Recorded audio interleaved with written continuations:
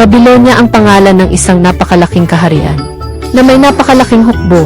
Ito ay pinamumunuan ng isang hari na nagtataglay ng mahabang pangalan. Siya ay si Nebuchadnezzar. isa siyang napakamakapangyarihan na hari. Lubha siyang bumilib sa kanyang angking kapangyarihan. Kaya naman inihalin tulad niya ang sarili na parang isang Diyos.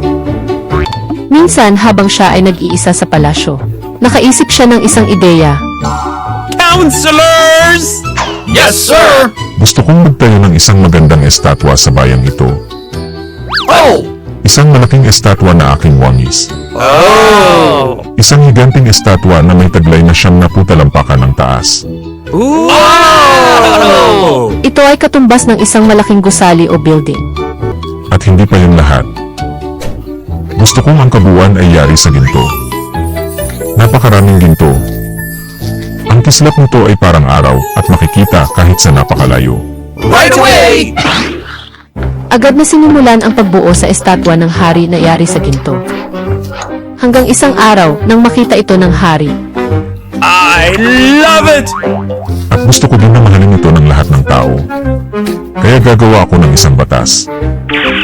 Narito ang isang bagong batas. Sa tuwing tutugtog ang mga musikero, Nebuchadnezzar! lahat ay kailangang yumuko at sambahin ang aking gintong estatwa. Okay! Mahal na hari, ano po ang magiging parusa kung sakaling may isang tao na lalabag sa inyong bagong batas at hindi yumuko at sumamba sa inyong gintong estatwa? Well, kung ganoon, Oh, alam ko na. Ihuhulog ko sila sa naglalagablab na pugon at susunugin sila. Sa kabilang dako, sina Shadrach, Meshach, and Abednego. sila ang tatlong Israelita na dinala bilang bihag sa Babilonya na may angking talino. Tumutulong kami sa pamamahala ng mga lungsod sa kaharian ni Haring Nebuchadnezzar At naniniwala kami sa nag-iisang tunay na Diyos. At sumusunod sa kanyang utos. Naaalala ba ninyo ang kauna-unahang utos na ibinigay ng Diyos kay Moises? You must not have any other gods except me. Isang araw, nang utusan ni Haring Nebuchadnezzar ang kanyang mga musikero na tumugtog. Hit it!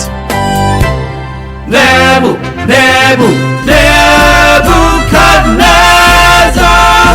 Nang marinig ito ng mga tao, agad silang yumuko sa estatwang ginto. Subalit merong hindi sumunod.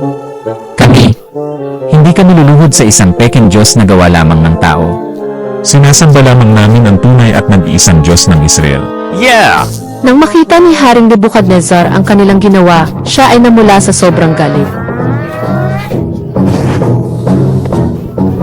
Hoy kayo dyan! Makinig kayong mabuti.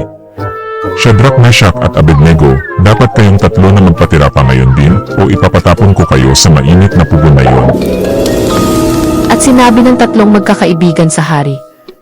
Kung sakaling ipatapon niyo kami sa umaapoy na pugon na yon, Kaya kaming iligtas ng aming Diyos.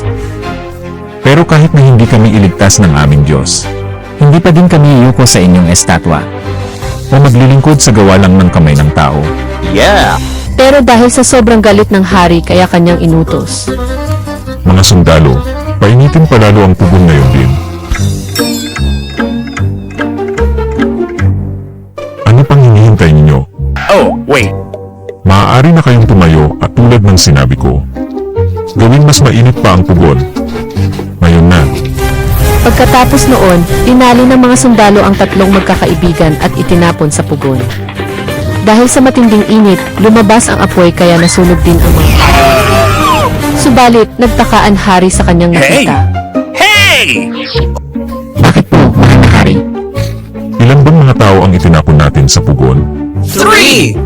Oh. Pero, bakit apat ang nakikita kong walang gapos at naglalakad sa gitna ng apoy nang hindi man lang nasusunog? At ang tingin ko sa ikaapat ay parang anak ng Diyos. Shadrach, Meshach, and Abednego?